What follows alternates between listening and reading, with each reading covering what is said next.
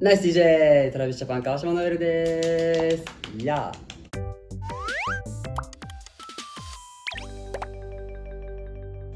エルの隙間時間、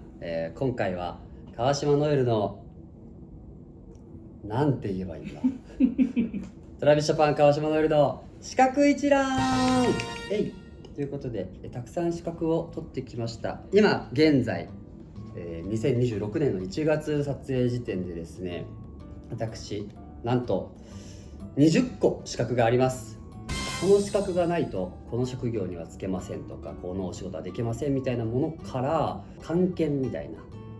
能力検定的なものの検定で得た合格証書というものも含め、一応資格一覧ということにさせていただいておりまして、私の、コレクションを見てもらおうかなという、そんな企画です発表順はね、もう今回は若い時に取ったもの順で紹介していきたいなと思います。まず一つ目ですね、これだ、文献。最初からなんだそれはっていうね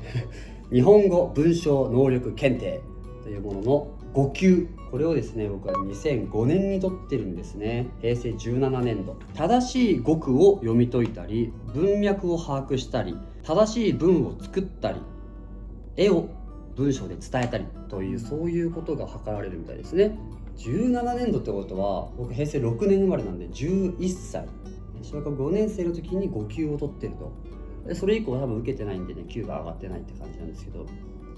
今の状態で文献を一回受けたら何級取れるんでしょう。今度挑戦してみようかな。これのおかげで僕は文章が読めてます。すごい。続いてはですね、英検ですよ。英検実用英語技能検定ってやつですね。実用英語技能検定を僕は2010年度に受けまして、準2級を持ってます。2010年度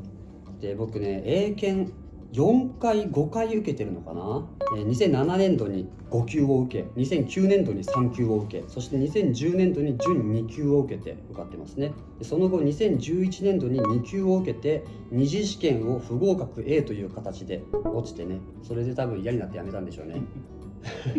準2級で止まってます。さすがに LA 留学もしたことだし、今受けたら2級も受かんじゃないかな。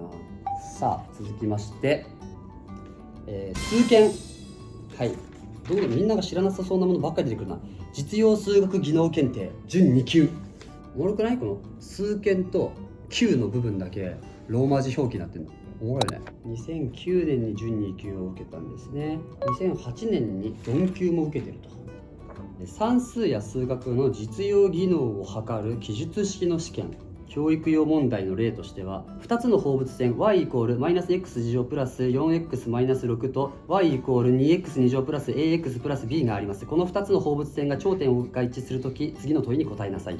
放物線 y イコールマイナス x 次乗プラス 4x マイナス6の頂点の座標を求めなさい。この問題の答えだけを書いてください。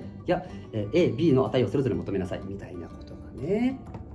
書いてありまして、文字起こし大変でしょうに。こんなこと言ったらね、もう早口でパララってなりますけどもね、これも2級を挑戦する価値ありということで、さあそしてここからが皆さん気になっているところでしょう。続いては漢検です。結構クイズ番組とか出るときにも漢検何級持ってますみたいなことはね、すごくアドバンテージになるんですよね。2級を持ってます。これですね。よいしょ、ドン。こんな感じ。これを受けたのは平成23年ということで、僕は17歳、高校生の時に取ったんですね。漢検はですね、僕すごい歴史がありまして、平成15年度に8級を受け、16年度に7級を受け、そして19年度に4級を受けて、そしてその次の19年度の第2回で3級を受け、で19年度の第3回で準2級を受け、そして、22年度に2級を受けて一度落ちています。で23年度に2級合格しましたみたいな感じでね、初めて漢検を受けた時は僕は9歳だったのかな。小学校3年生ぐらい。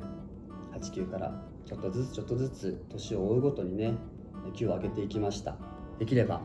準1級とか1級も挑戦してみたいなと思うんですけど、準1級とか1級はね、もう1個レベルが違うですよね。しっかり難しいんで、もうちょっとあと3年以内ぐらいには級を上げられたらいいな。で他にもバラーン、秘書検定っていうね、これも検定ですよ。公益財団法人実務技能検定協会発行ですね。平成28年に私は秘書検定の3級を取りました。トリプルカイトも確か学校の授業とかで秘書検を取ったみたいな話をしてて、多分同じ3級だと思いますね。だから TJ には4人ぐらい、僕含め4人ぐらいね、秘書検持ちがいるんですよ。秘書検定はね、マナーとかをいろいろ知る、勉強する。親からあんたこれ受けなさいって、ね、言われて受けましたね。さあそこからですよ、ようやく私大人になります。大学を卒業した後に取った資格たちですね。免許証はですね、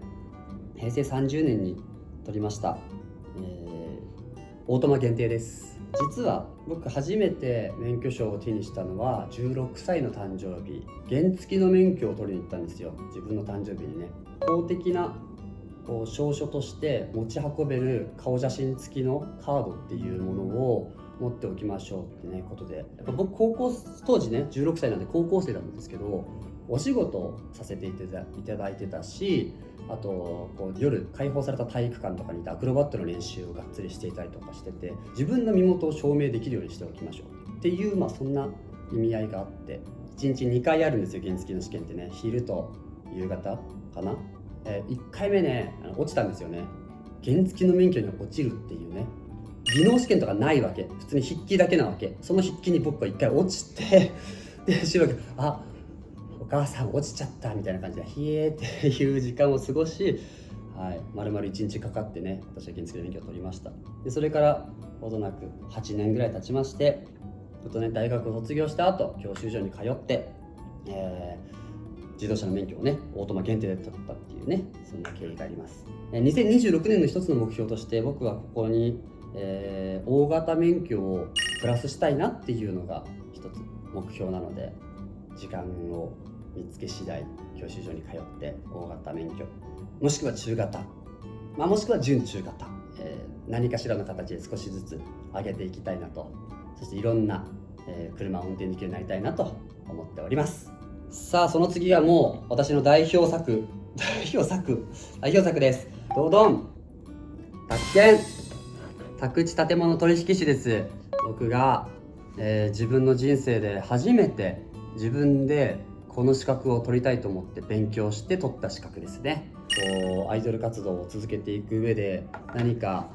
やっぱりもうちょっとフックが引きが必要だなっていうのに気づかされて、その時に出会った不動産屋さんの宅地建物取引士さんの男性がとてもかっこよかったんですよ。一人暮らしを始めようとかお家を買おうってなった時に、絶対に宅地建物取引士さんと皆さんは合ってるはずなんだなってことを僕はその一人暮らしを始めるタイミングで知って、誰かの人生の中で絶対に一度は交わるであろう宅建士さんに僕がなれたら、宅建士さんと出会うたびに僕のことも思い出してもらえるなと思って、勉強を始めました。それが2017年の12月の話ですね。約10ヶ月もう勉強して独学で宅建を2018年の10月の試験を受かり、ちゃんと法定講習も、済ませて一度更新をして、ちゃんとこのような形で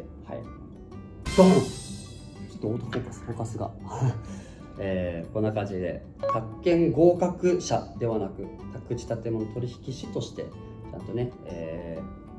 認定を受けております。この宅地建物取引士を取ったことでクイズ番組にも呼んでいただきやすくなって、ここからですよ、テレビ朝日さんの、ミラクル9にね初めてクイズ番組でお呼ばれして、そこからたくさんいろんなクイズ番組に出させていただきました。義務でする勉強じゃなくて、権利でする勉強ってこんなにも面白いんだってことが分かったのがね、それに出会わせてくれたのが宅地建物取引士だったんで、今でも大切にしていてます。さあそして続いてはですね、 HSK という資格ですね。こちら HSK、中国語の検定ですね。いつだ2021年に取りましたね。1級が一番下で2級3級4級5級6級と上にね数字が上がるにつれてより難しくなっていくというね。だから4級っていうのは下から4番目上から3番目の、資格で、実はトラビスジャパンメンバー7人とも3級持ってます。で今静谷が、このまだ勉強中かな。今静谷がねこの4級を挑戦してくれてるところですね。実は話、実はやっぱり先生もお忙しい方だったので、先輩と一緒に受けさせていただくことがあってですね、北山宏光さんや中島裕斗さんと2人と先生みたいな感じで、マンツーマンじゃないけど本当1対2みたいな感じで授業を受けさせていただくことがね多くてね、そこでまた先輩とのつながり交流ができたりとかして、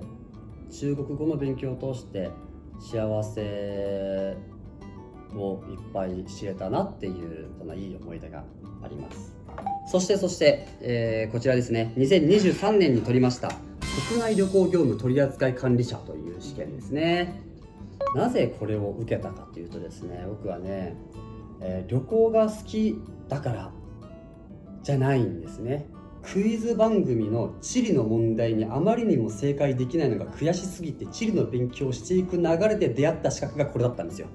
国内旅行業務取扱管理者を本気で勉強しようとなったそのモチベーションや動機はもうクイズ番組ですね、がっつり。何ができるのか、簡単に言うと日本国内の、旅行ツアーを組むことができるという、そんな資格です。 HIS さんとかJCB さんとかがツアーパッケージを組んでるじゃないですか。京都旅行とか浅草観光みたいなのが書いてあって、3泊4日とかでどこどこ回ります、どこどこのホテル泊まります、どんな食べ物食べられますみたいな、ああいうツアーパッケージを組むことができる資格ですね。勉強しなきゃいけないことで言うと、電車の料金とか乗り継ぎの料金とか宿泊料の料金、またその割引だったりとか、そういう計算とかをしっかりできるようになる必要もあって、例えば在来線から特急に乗ってもう一回在来線に乗ってみたいな時のその、区間別の料金とか最大の割引額はいくらになるのかとかそういうことまで細かくねパターンを覚えなきゃいけなかったりとかしてね、意外とこういうシステムで計算されてるんだなってこととか教えて、ね、面白かったですね。そしてその資格に受かり、翌年2024年総合旅行業務取扱管理者も受け、無事に受かりました。おめでとうございます。この資格はさっきの国内版ではなく全世界版みたいなものですね。いっぱい覚えましたよ。海外のいろんな世界遺産とか旅行地だったりとか景勝地だったりとか、 EU 加盟国だけどユーロを使ってない国とかも覚えたし、 EU 加盟国だけどシェンゲン協定加盟ではない場所ない国だったりとかも覚えたりすっごいね、国内旅行業務取扱管理者の勉強量をかける3ぐらいしないと間に合わないんじゃないかっていうぐらい個人的には難しかったです。おかげでいろんなものも覚えられたし、今後旅行するときはすごく楽しめるんじゃないかな、より知識を持った状態でその場所に行けるからより楽しめるんじゃないかなってね思いますね。そして、我々トラビスジャパン現在ですね、毎週土曜日に放送のスタディジャパン週1という番組の中のスタディジャパンというコーナーでですね、2025年の6月かなにクワ検定というものをね取らせていただきました。皆さんご存知通りクワをどれだけうまく使いこなせるかっていう、そういう検定がありまして、僕と宮近海斗、チャカも4級確か持ってるかな。大きな畑のこっからここまでクワでこうやってちょっとずつ掘っていくっていう、掘って土をペッて手前に出して掘って手前に出して掘って手前に出してって時間を計るんですよ。丁寧さと時間を計る用意スタート形式の実技訓練、実技試験ですね。一発で僕4級ということでね、これは嬉しかったですよ。修一さんのおかげで資格が一つ増えました。今後もぜひ資格を増やさせてください。お願いします。そして、その2025年はですね、このクワ検定をはじめいろんな検定、いろんな資格を取りました。でこんな感じぱいあります。ここにねいると思うんですけど、いるんですけどはい、パワーショベルとかねブルドーザーがいるんですけど、要はそういう重機を動かす用の、免許っていうのかな、資格ですね。一番最初に取ったのが車両系建設機械の整地等の運転ですね。整地運搬積み込みおよび掘削用の、運転技能講習を修了したよという免許修了証。要はどういうものかというと、これなんですよ。皆さんご存知パワーショベルとかブルドーザーみたいな、自分のキャンプ場をより良いものにするために手で全部やるのはあまりにも大変だなと思って、よしショベルカー借りようって思ったんですよね。あれショベルカー使い方わかんねえな、どうしよう、誰かショベルカー教えてくれる人いないかな、だったら教習所行けばいいんじゃねっていう流れでですね、この車両系建設機械のショベルカーを使えるようにするための教習を受けに行ったわけですよ。でそしたらですね、そこの先生、川島君あれも取っちゃいなよ、これも持っとくと便利だよ、いろんなことを教えてくれたわけですよね。その先生がこの資格を持ってて、あとこれとこれとこれ持っとけば災害時とかにお手伝いしに行けるよと、機械を使える、重機を使えるってなると本当に何百倍ものパワーがあるから、より多くの、活動ができるよっていうことをね教えてくれて、1個受けた資格からバーッと派生していろんなものを取ることになりました。近いもので言うと車両系建設機械の解体用、こいつの先端ですね、これバケットっていうんですけど、ガチャンって取り外してビルとかをねガガガガガガガガってやって壊したりとかすることができる、そういうアタッチメントを付け加えられるよっていうやつが、車両系建設機械の解体用の資格で、玉掛け技能講習、クレーンの先っちょのねこの引っかかりのフックの部分に物を吊るすことができる資格が玉掛けっていうものなんですよね。どうやったらちゃんとフックにかけられるかとか、クレーンを操縦する人に対して指示を出す役割ができるのが玉掛けなんですね。で他にも小型移動式クレーン技能講習、よくトラックの荷台の部分にクレーンがついてるやつ見たことあるかな。何かを吊るしてこうやって持ち上げたりとか移動させたりとかすることができるもののね小型バージョンです。5トンまでのものが確か5トンだったかな。そして、不整地運搬車運転技能講習、いわゆるのタイヤじゃなくてこういうねクローラーっていう、分かりやすく言うとキャタピラーになってるものが不整地運搬車。整ってない大地で物を運ぶことができる機械を運転することができるための資格が不整地運搬車ですね。そして高所作業車運転技能講習を取りと、これはもうすでに僕、自分のキャンプ場でレンタルして使ったこともあります。トラックの後ろに、人が乗れるカゴがついてて、これがウィーンって上がって人を高いところに持って行って作業することを可能にさせるトラックのことですね。それにねプラスして技能講習ではないんですけど、安全衛生教育という形で仮払機取扱作業者安全衛生教育。仮払機って要は芝生が伸びてきちゃったやつをビーって刈ってくれる芝刈り機のことですね。振動してるからずっと持ち続けてると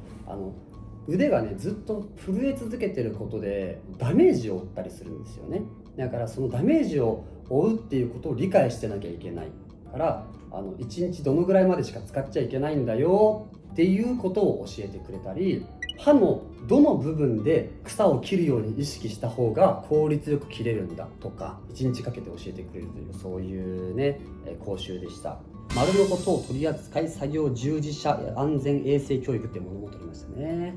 DIY とかやるときによく手で持って